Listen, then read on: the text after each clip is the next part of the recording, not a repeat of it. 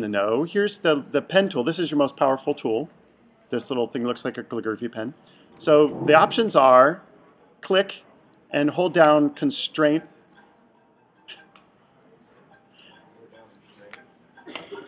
which is shift.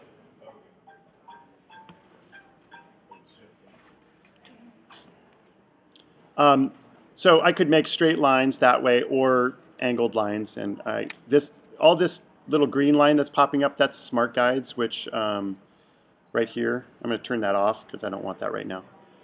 So you can do straight line segments, and if I just click in random places, I got straight. Now if I click and drag, I get my little handlebars, right? And so now I can start making curves by clicking and dragging. Yeah, I'm not holding down shift or anything, I'm just clicking and dragging. So, and I could come back and adjust these later. But what if I want a corner now?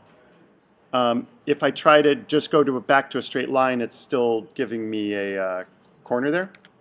So if I hold down Option and click on that same point once, and now move over, I've changed that into a straight line segment again. And I could do the same thing. I can hold down Option and click on that same point and drag, and I've got my handlebar, and now I can do my curve. So let's go Option, straight segment, Option, curve segment, Option, straight line, straight line, straight line. So once you've set this up, and if you click on the same point in the end, it closes it off, and now you can start a new segment. If I'm done and I don't want to close it off, and I want to start a new line, what I do is I hold down Command and it gives me the arrow, and I just click once, and that deselects all of these, and now I can start doing another little segment, Command. Yeah, so now if I'm all done and I go, oh, you know what, I want to adjust this, I go back to my little, there's a bunch of different arrow tools. The first one is a solid arrow tool, which will grab the whole chunk at once and move it around. But if I want to go in and edit any part of that, I click the hollow tool, which is called direct selection, I believe. Direct selection tool. And now I can select this thing first, all the points show up, and I can go in and manually adjust different points. And typically what happens is you'll cut one of these on the laser cutter and then go, oh, you know what, this thing got too thin, or that area right there obviously is not going to work. So I'm going to adjust that down slightly. This part overlaps, that will just all fall away, so I'm going to adjust those over. And this one, if I zoomed in, I could see that I actually accidentally got a little handle there and I didn't want it. If I push the handles all the way back in there, then it should go back to a corner. But let's say I wanted to change this one right here, into a corner.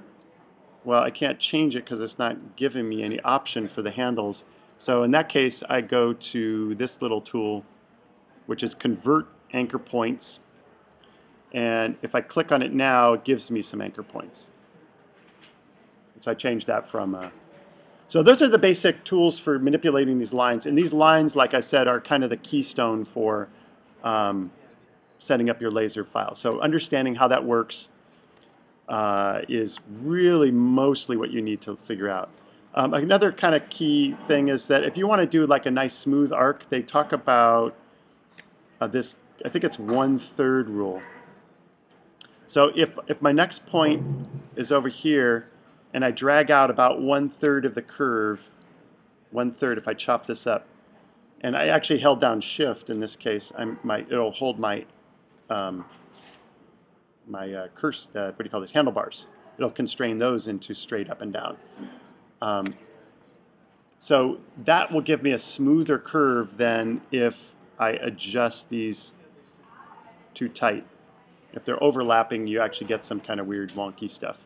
And if they're not sticking out enough, you get these kind of flat sections. So about 1/3 will give you a nice smooth curve. There we go. I'm ready to cut. Except for this part here. I don't like that. Let's get rid of that. And these little pieces obviously will just cut in the board and nothing will happen. So the next thing, let me just show you a little bit about pattern making. Like let's say you had something you wanted to make a whole... Actually, no, the tabs. That's what I want to show you guys. Let me do that first. So let's say I got this and it's a 1/4 inch material and I want to put two of these things together. Okay, pay attention to this. This is tricky. So I know that my tab I want to be 1/4 inch wide. So that is 0.25, right? And if I put this in here, a lot of times what I'll do is I'll just make a square because I'm not really sure if I need it width or height yet. So I hit this square. So that is the thickness of the material basically. But I actually know that the laser takes away a little bit of the material. So I actually go to 0.24 instead. I take away 1/100th, I believe that is. And that will give me a laser cut that by the end of it, it will actually be 0.25 once the laser eats away some of the material. So now what I can do is I can go and I've got this little square, and let's say I wanted one of my tabs to come in this way. Grab this again, and I want one to come in from up here. Well, I held down options to make a copy of it. I can, with this hollow selection tool, I can just grab the bottom of this and drag it down to make it larger. This one I could drag down, holding down the shift key again to make that. Now actually I could cut this just like this. I wouldn't actually need to go in there and do this separation or subtraction or whatever, because this laser will cut this and I'll cut this, and so all these pieces will fall out and I'll have my slot. And sometimes I prefer this because I can move these slots around now and not have to repatch up my smooth lines.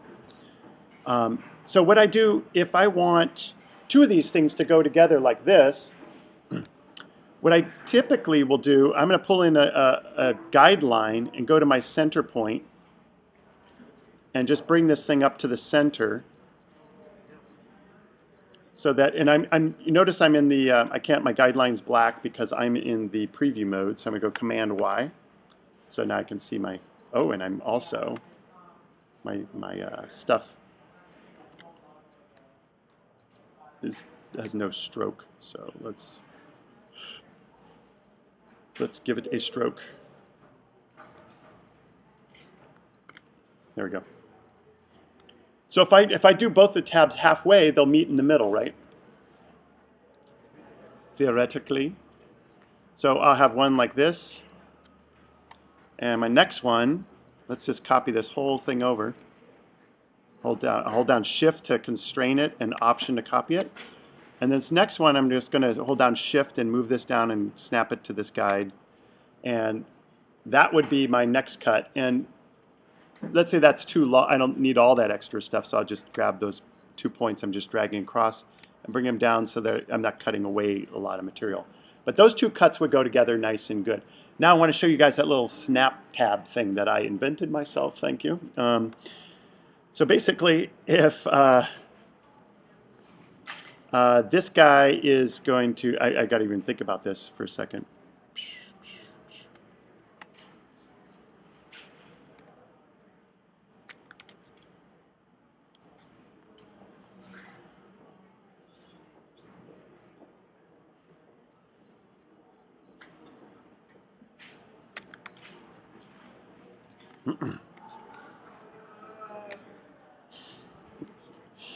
Great, I got the yawning in my recording now. All right, so I want to move this little point in, and I can just arrow key it now. So I'm just going to tab it in with my arrow keys. All right, so this is my, whoops, I need one more piece of this.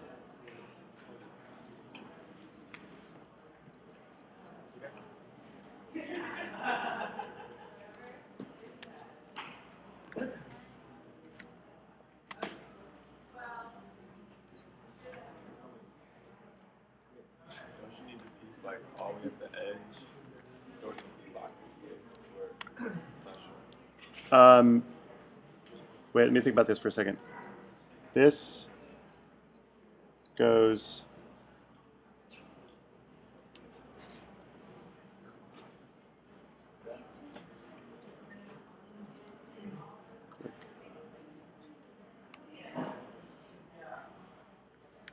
okay, so what I'm doing here, see if this makes sense to you.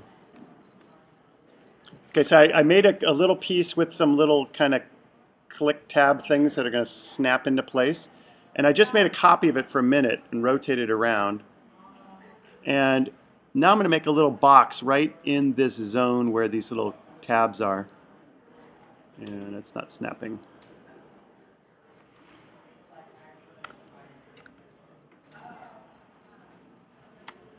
Yeah. So basically, if I took this same piece and pushed it through there, it will slide all the way down, and then these little tiny hooks will slide past this opening now, and then click into it and hold it from coming out. And then the last part I want to show you is, let's say this is perfect, I like the way it is. I'm going to take this and make it into a symbol, which is, I think this one, brushes, symbols. So I just grab this and drag it right over here. I think this will work, yeah, so symbol. No, I got to drag it into there. And I call this my, we'll call this my tab. Or actually this is my slot. And we'll call it a graphic. And say OK. So now the cool thing is, all I need to do is drag this out for more of these. Let's say I had a whole bunch of them. And I cut this once and I realized my tabs, doggone it, they're just too thin. So if I double click on my symbol, it brings up a whole new document. And I'm going to change this radically just so you can see. I can edit this document. I'll just do something wonky like this.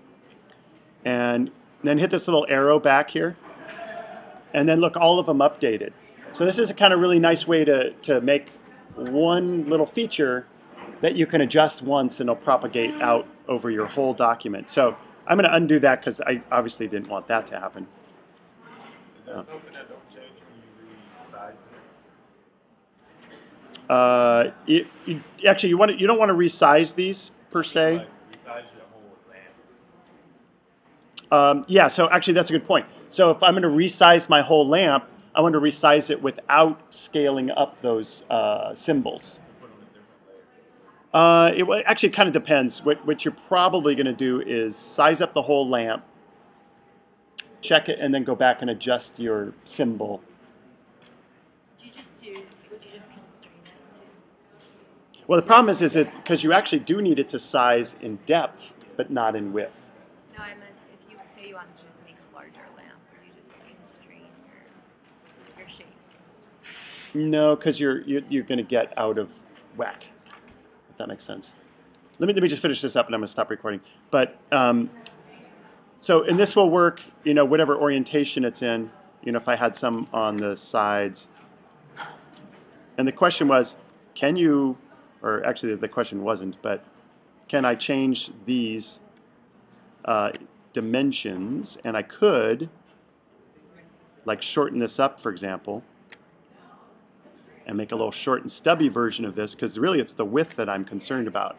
If I knew that they're going to connect together, that's all I needed, I could do that.